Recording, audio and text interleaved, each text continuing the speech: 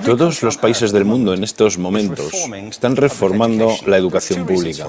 Existen dos razones para ello. La primera es económica. La gente está intentando resolver cómo podemos educar a nuestros niños para que ocupen su lugar en la economía del siglo XXI. ¿Cómo hacemos eso? Si ni siquiera podemos anticipar cómo será la economía al final de la próxima semana, como esta reciente crisis lo está demostrando. ¿Cómo hacemos eso? La segunda razón es cultural. Todos los países del mundo están intentando resolver cómo podemos educar a nuestros niños para que tengan sentido de identidad cultural, para poder legarles los genes culturales de nuestras comunidades y a la vez formar parte del proceso de globalización. ¿Cómo cuadramos ese círculo?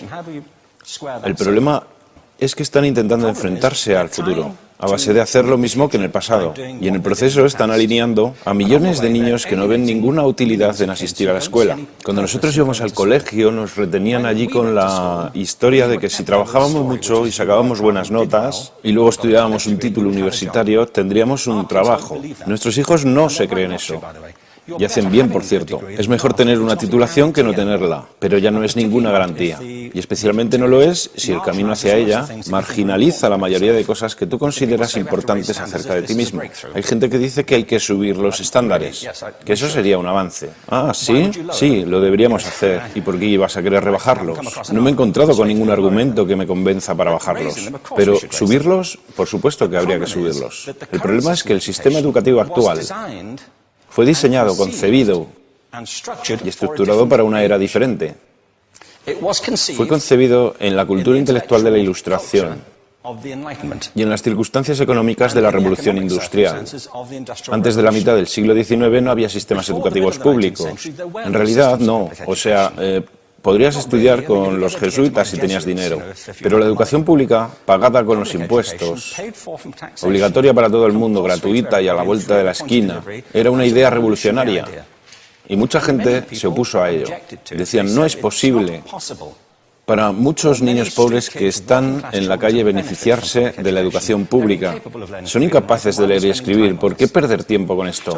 Y también se asienta sobre una serie de suposiciones sobre la estructura social y la capacidad de las personas. Fue dirigido por el imperativo económico de aquel momento, pero a lo largo de todo ello se infiltró el modelo intelectual de la mente, el cual era esencialmente la idea que la Ilustración tenía sobre la inteligencia. La auténtica inteligencia consistía en cierta capacidad para el razonamiento deductivo y un conocimiento amplio de la cultura clásica. Se podría resumir en capacidad académica. Y esta idea está fuertemente enraizada en la reserva genética de la educación pública. El creer que hay dos tipos de personas, académicas y no académicas, y la consecuencia de eso es que mucha gente brillante se creen que no lo son porque han sido evaluados siguiendo este concepto de mente. Así que tenemos dos pilares gemelos, el económico y el intelectual. Y desde mi punto de vista, este modelo ha causado caos en la vida de mucha gente. Ha habido gente que se ha beneficiado maravillosamente de él, pero la mayoría de la gente no.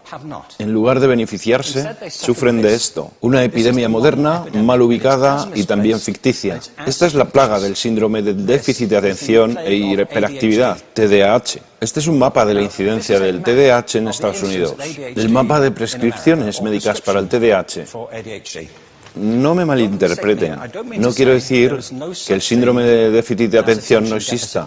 Yo no tengo la formación necesaria para ello. Sé que la amplia mayoría de psicólogos y pediatras creen que sí, pero aún es un tema a debatir. Lo que sí me consta es que no se trata de una epidemia. Estos niños están siendo medicados tan rutinariamente como a mi generación nos quitaban las amígdalas, por los mismos motivos caprichosos y por la misma razón la moda de la medicina. Nuestros hijos están viviendo en el periodo más intensamente estimulante de la historia de la Tierra.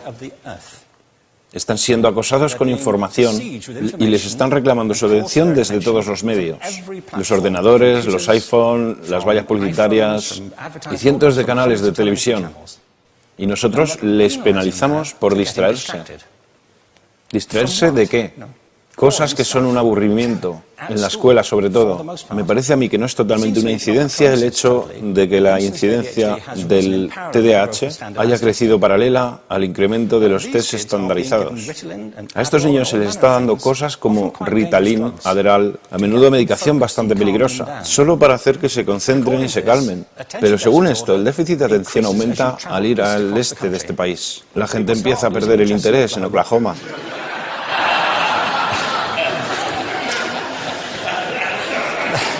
Ya casi no pueden pensar en Arkansas.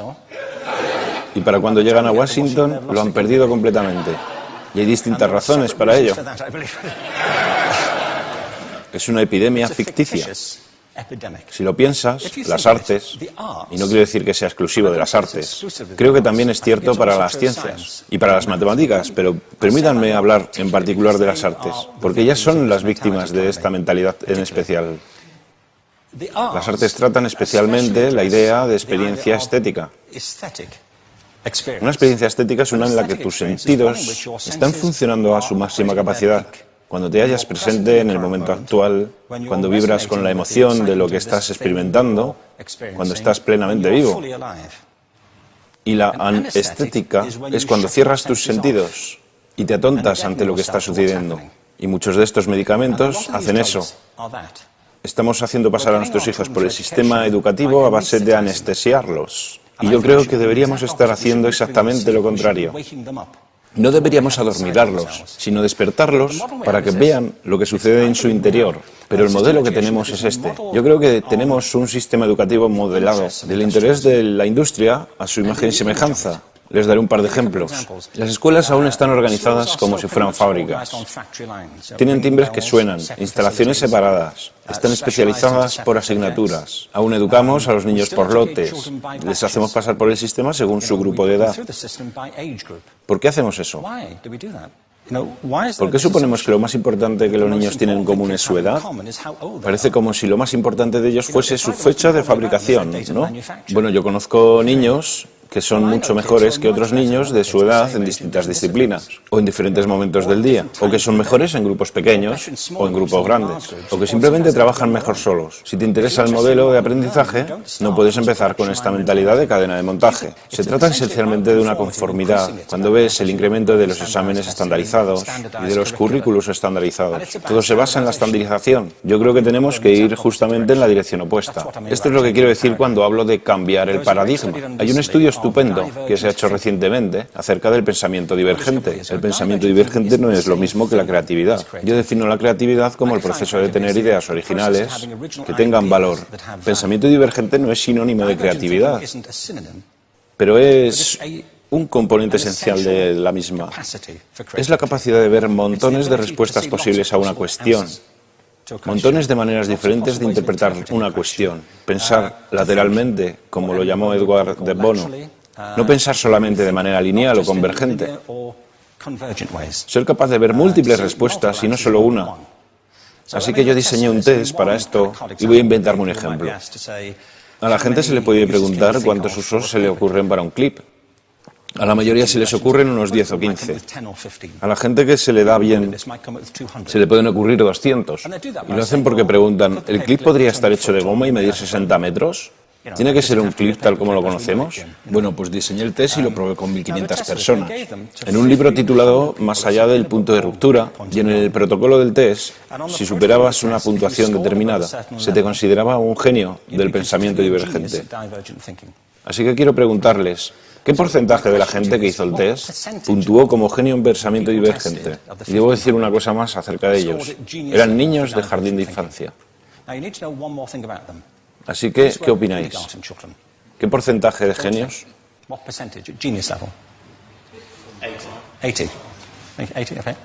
98%. Bueno, la cuestión es que era un estudio longitudinal, así que los mismos niños volvieron a hacer el test 5 años después, en edades entre 8 y 10 años. ¿Qué pensáis? ¿50%? Volvieron a hacerles el test otra vez, 5 años más tarde, cuando tenían entre 13 y 15 años de edad. Y se observa una tendencia, ¿no? Bueno, esto nos indica algo interesante, porque se supone que tendría que ser al revés, ¿no? Empiezas no siendo muy bueno, pero mejoras a medida que te haces mayor. Pero esto demuestra dos cosas. Una es que todos nosotros tenemos esta capacidad. Y la otra es que esta capacidad se deteriora en general. Muchas cosas les han pasado a estos niños durante su crecimiento, pero yo estoy convencido que lo que más les ha influenciado es que a estas alturas ya han obtenido una educación académica. Se han pasado 10 años en la escuela, oyendo que solo hay una respuesta correcta. Esta es la parte de atrás del libro, pero no la mires. Y no copies, porque eso es engañar. Fuera de las escuelas, a eso se le llama colaboración. Esto no sucede porque los docentes así lo quieran. Es simplemente porque sucede así. Es porque se halla presente en la reserva genética de la educación. Tenemos que pensar de forma diferente acerca de la capacidad humana. Tenemos que superar esta vieja idea acerca de lo académico y lo no académico, lo abstracto, lo teórico, lo vocacional, y empezar a verlo como lo que es, un mito. En segundo lugar, tengo que reconocer que la mayor parte de las veces el buen aprendizaje se da en grupos y que la colaboración es lo que alimenta el crecimiento. Si atomizamos a las personas, las separamos y los juzgamos por separado, formamos una especie de desconexión entre ellos y su ambiente de aprendizaje natural. Y en tercer lugar, un asunto importante es la cultura de nuestras instituciones, los hábitos de estas instituciones y los hábitats que ocupan.